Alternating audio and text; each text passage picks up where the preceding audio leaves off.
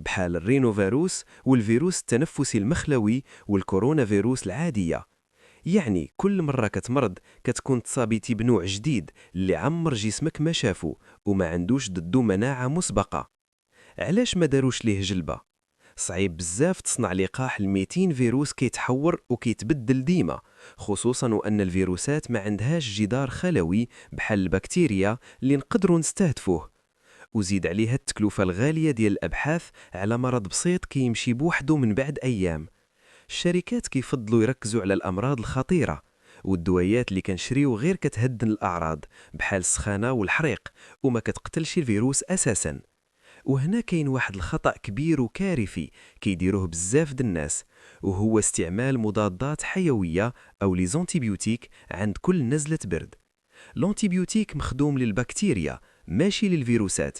إلا خديتيه في الرواح كتقتل غير البكتيريا النافعة اللي في جسمك، وكتخلق بكتيريا شريرة قوية ومقاومة للأدوية كتسمى بالسوبر باغ. ما تاخدوهش إلا باستشارة الطبيب في حالة وقع تعفن بكتيري. أحسن علاج هو الراحة والنعاس المزيان، وتبقى في الدار باش ما تعديش الناس، وشرب السوائل الدافئة اللي كترطب الحلق، وبعد على أتاي والقهوة حيث الكافيين كينشف الجسم ويزيد يجفف ليك الحلق. كنتمنى نكون خففت عليكم. بقاو على خير وأحلام سعيدة ومريحة مع ثقافة في المخدة.